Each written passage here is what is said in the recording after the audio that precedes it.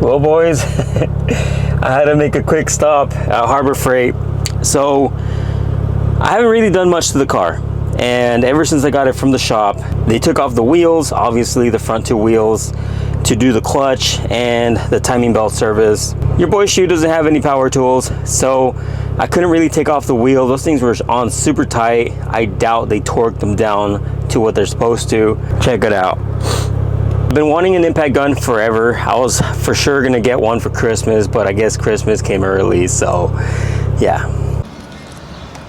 This thing's great. Right away, I was able to break loose the lug nuts. There's no way that I was gonna be able to do that with this thing right here. But anyways, here is the outer tie rod. I'm gonna be doing this side first, and then I will be doing the other side. And then hopefully one of the alignment shops is open. That way we can get in alignment and the car should be good to go. Let's see how this goes, because I've never done this type of work.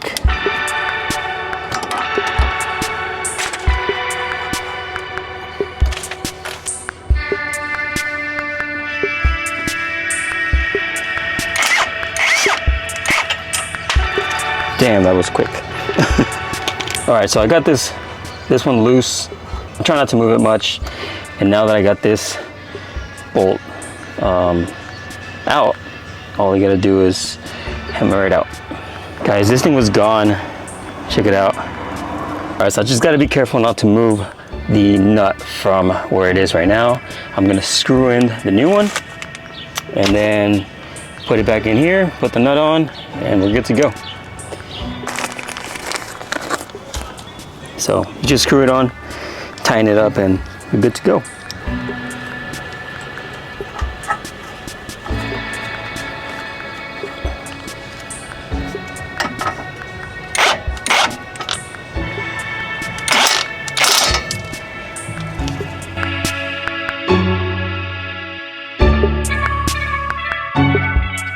Oh my God, this thing was dead. Yeah, I didn't even know this side was bad.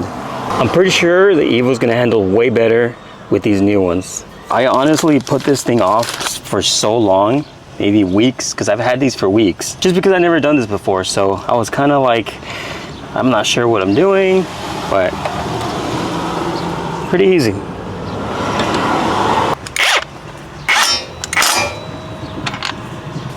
There we go. That's it.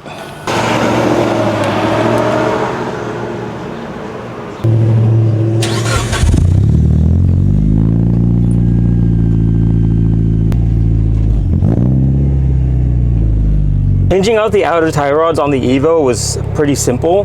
The only thing that I'm concerned about is most of those outer tie rods, or most cars, have like a safety pin in case the nut loosens up. These didn't have it.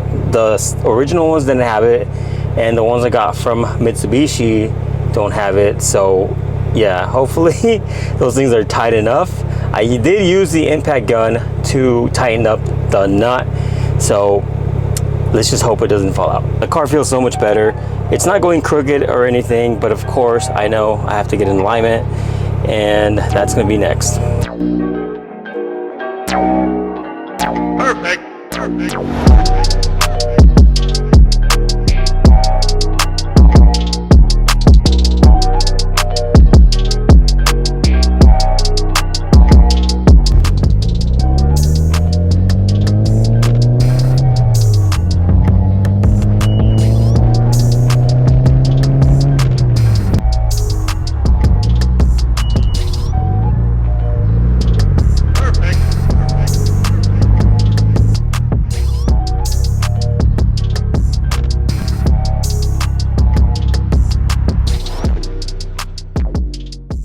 I always used to come here and get my RC stuff.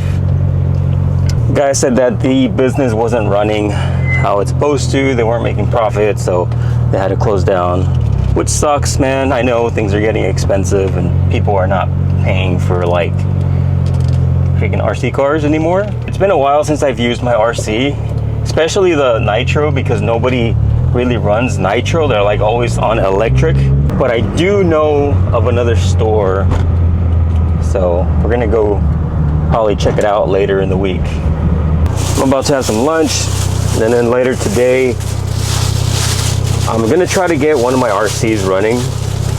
I think you guys are gonna like one of them. I have 3, but I only really use 2 of them.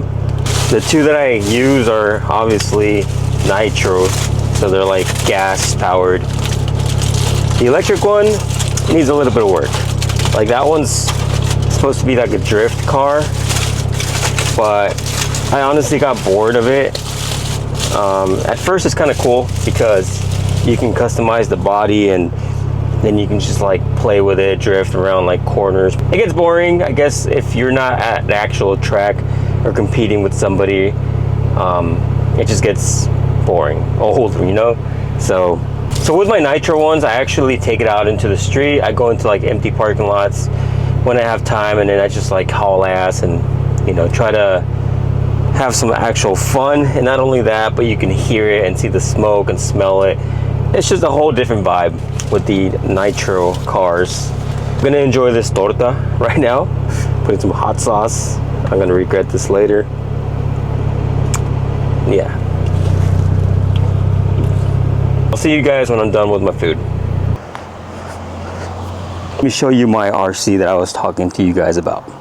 This is my RC, and obviously it's full of dust because I haven't really messed around with it. It's been like 2 years that this thing's been sitting around, but yeah, this is my favorite body so far that I've ever built. Like the lights actually work. These lights work, as well as the ones in the front. Let me clean it up really quick, and then I'll show you guys how it actually looks when it's all clean and looking nice and pretty.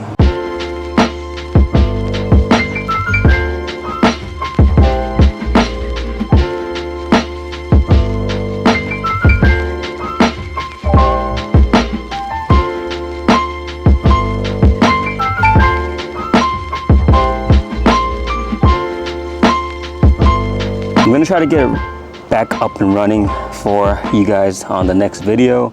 There's a little bit of work that I need to do to it, but I'm pretty sure I can get it started. Let me know if you guys also mess with RCs, or if you have an RC of your own. I know most of them are the drift RCs, which are pretty popular, but your boy Shoe's into Nitro. You can see the engine right there. There's so much dust in there, guys. I really got to clean this up, clean the filter, make sure that the engine still turns over, and probably clean the fuel tank because there's like some nasty, like dried up nitro that got left in there. I don't know how I did that, but I'm usually very careful on cleaning my RCs right after I finish using them. What do you guys think?